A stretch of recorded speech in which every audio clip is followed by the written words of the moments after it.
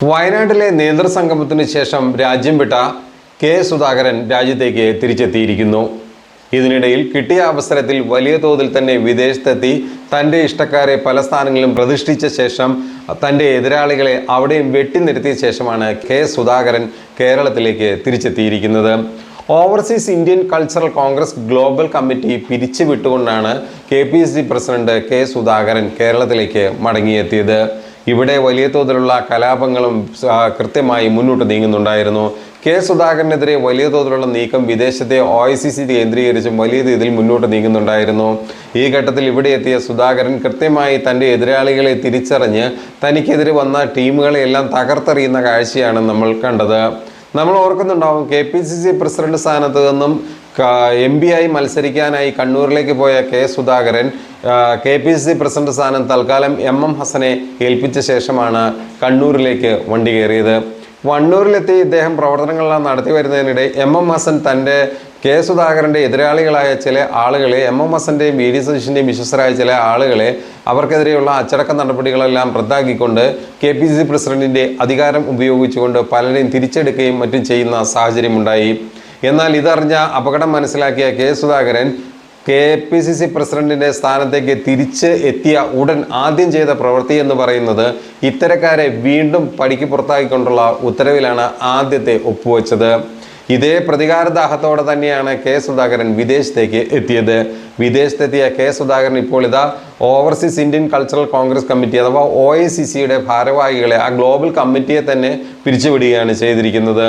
OICCയുടെ ചാർജുള്ള KPCC ഭാരവാഹികളുമായി കൂടിയാലോചിച്ച് global committee പുനഃസംഘടിപ്പിക്കുവാനും നിലവിലുള്ള OICC ഇൻകാ സംഘടനാ സംവിധാനത്തിൽ വേണ്ട മാറ്റങ്ങൾ വരുത്താനും സംഘടന ഇല്ലാത്ത രാജ്യങ്ങളിൽ പ്രവർത്തനം സജ്ജമാക്കാനും കാര്യങ്ങൾ തീരുമാനിച്ചായി ഇതിനുള്ള പ്രവർത്തനങ്ങൾ ഏകോപിപ്പിക്കാൻ ഒരാളെ നിയമിച്ചതായും എല്ലാം കെ സുധാകരൻ വലിയ തോതിൽ വാർത്തകൾ പുറത്തുവിട്ടിരുന്നു. OICC ഗ്ലോബൽ പ്രസിഡന്റ് ജെയിംസ് കൂടലിനെയാണ് ഈ പരിപാടിയുമായി ബന്ധപ്പെട്ട് ചുമതലപ്പെടുത്തിയിരിക്കുന്നത്. ജെയിംസ് കൂടലാകട്ടെ കെ സുധാകരനുമായി അടുത്ത നല്ല ബന്ധം പുലർത്തുന്ന വ്യക്തിയാണ്. ഇതുകൊണ്ട് തന്നെ തൻ്റെ എതിരാളികൾ എല്ലാം ഉൾപ്പെടുന്ന പുനഃസംഘടനയിൽ കൃത്യമായിട്ട് തകർക്കാൻ കഴിയുമെന്ന് വ്യക്തമായ ബോധ്യമുള്ളത് കൊണ്ടാണ് നിലവിലുള്ള കമ്മിറ്റിയിൽ കേരളത്തിൽ നിന്നുള്ള KPCC ഭാരവാഹികളായ കെ സുധാകരൻ്റെ എതിർ ഗ്രൂപ്പുകാരായ കൂടുതൽ ആളുകൾ ഉൾപ്പെട്ടതായിരുന്നു OICCയുടെ വിദേശത്തെ ഭാരവാഹികൾ. ഇവർക്കെതിരെ തന്നെ സൂപ്പർ പണി കൊടുത്ത് ഇവരെ പുറത്താക്കിയ ശേഷമാണ് ഇപ്പോൾ കെ സുധാകരൻ കേരളത്തിലേക്ക് മടങ്ങിയെത്തിയിരിക്കുന്നത്.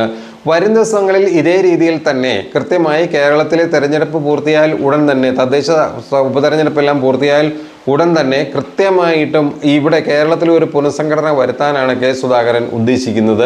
ഈ പുനഃസംഘടനയിലൂടെ തൻ്റെ എതിരാളികളായി മാറിയ 10ഓളം KPCC ജനറൽ സെക്രട്ടറിമാരെ പുറത്താക്കുമെന്നുള്ള വിവരം ഇതിനകം തന്നെ പുറത്തു വന്നു കഴിഞ്ഞു. അതുപോലെ തന്നെ VD സതീശനുമായി പ്രശ്നം നിലനിൽക്കുന്ന 3 ജനറൽ സെക്രട്ടറിമാരെ സംരക്ഷിക്കാനുള്ള പല നീക്കങ്ങളും ഇദ്ദേഹം നടത്തുന്നുണ്ട്. ഇതോടൊപ്പം പല DCC ഭാരവാഹികൾക്കെതിരെയും ശക്തമായ നടപടികൾ ഉണ്ടാകുമെന്നുള്ള നിർദ്ദേശവും മുന്നോട്ട് വന്നു കഴിഞ്ഞു.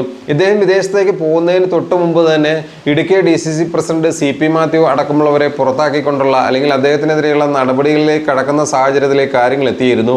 എന്നാൽ CP മാത്യു തന്നെ വളരെ തന്ത്രപരമായി തന്നെ രാജി സമർപ്പിച്ച് അവിടെ നിന്നും എസ്കേപ്പ് ആകുന്ന ഒരു കാഴ്ചയാണ് കണ്ടത്. വരും ദിവസങ്ങളിലും കേരളത്തിലെ കോൺഗ്രസ് രാഷ്ട്രീയം നിരീക്ഷിക്കുന്നവർ കാണാൻ പോകുന്ന കാഴ്ച പരസ്പരം വിട്ടുവീഴ്ചയുള്ള ഒരു രക്തച്ചൊരിച്ചിൽ നിറഞ്ഞ ഒരു കേന്ദ്രമായി കോൺഗ്രസിൻ്റെ ക്യാമ്പുകൾ മാറും എന്നുള്ള കാര്യമാണ് ഇനി കാണാനുള്ളത്. ഏതായാലും തദ്ദേശ സ്വയംഭരണ തെരഞ്ഞെടുപ്പ് വരെ വളരെ വ്യക്തമായി മുന്നോട്ട് പോകാൻ കഴിയുമെന്ന് പ്രതീക്ഷിക്കാനാവില്ല. മിഷൻ 2025 എന്ന പരിപാടിയിലൂടെ തന്നെ കേരളത്തിലെ VD സതീശനെ അടക്കം അതിൻ്റെ കൺവീനറാക്കിയതിൻ്റെ പേരിൽ അദ്ദേഹത്തിനെതിരെ അടക്കം വലിയ തോതിലുള്ള നീക്കം നടത്തി അദ്ദേഹത്തെ നിർജ്ജീവമാക്കാനുള്ള ശ്രമങ്ങൾ നടത്തിയ ശേഷമാണ് ഇപ്പോൾ സുധാകരൻ ഇതാ പുതിയ നീക്കങ്ങളിലേക്ക് മാറുന്നത്. ഏതായാലും വരും ദിവസങ്ങളിലെ കോൺഗ്രസ് രാഷ്ട്രീയം വളരെ വ്യക്തതയോടെ കൃത്യതയോടെ നാം കണ്ടറിയണം എന്ന് മാത്രമാണ് ഈ ഘട്ടത്തിൽ ഓർമ്മിപ്പിക്കാനുള്ളത്.